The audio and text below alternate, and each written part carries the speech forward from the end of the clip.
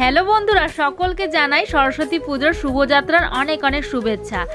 সরস্বতী ঠাকুরের শোভাযাত্রা শুনলেই যেন মনে হয় আবার ওই একটা বছরের অপেক্ষা, মা আবার এক বছর পরে আসবে।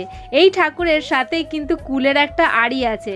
তোমরা কারা কারা এটা মেনেছো তারা অবশ্যই কমেন্টে জানাবে। আমি তো ছোটোবেলা থেকে স্কুল থেকে কলেজ পর্যন্ত যতদিন পড়েছি কুল কিন্তু খেতাম না। এই মায়ের চরণে আগে কুল দিতাম, তারপরে কিন্তু প্রসাদ গ্রহণ করতাম। ছোটবেলা থেকেই বড়দের মুখে একটা কথাই শুনতাম যে কুল কিন্তু খাওয়া যাবে না। একবার ভাবতাম কেউ তো দেখছে না, যাই কুলটা খেয়েই নি, কিন্তু আবার ভাবতাম যদি ফেল করে যাই।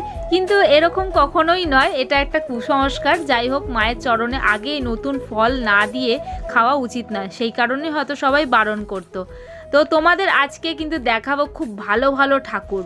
মানে আমাদের এই চুঁচুড়োতে পিপুলপাতি মোড়ে যে ভাসানটা হয় সেটাই অল্প করে একটু তুলে ধরেছি, তোমাদের সাথে শেয়ার করব ভাবলাম।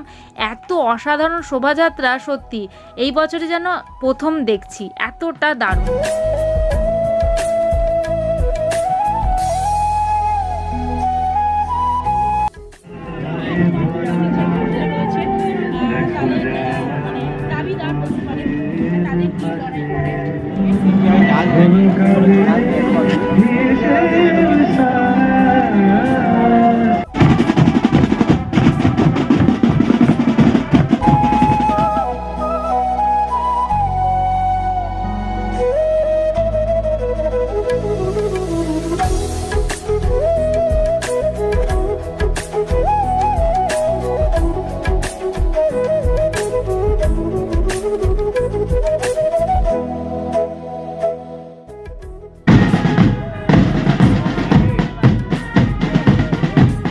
আর হ্যাঁ বন্ধুরা, তোমাদের জানাই অসংখ্য ধন্যবাদ। আমাদের প্রতিটা ভিডিওতে এত এত ভালোবাসা দিয়েছো। তোমাদের রিকোয়েস্টের অনেক অনেক ভিডিও আমরা দিই, তোমরা অবশ্যই শেয়ার করো আর সাবস্ক্রাইব করে দাও চ্যানেলে। আর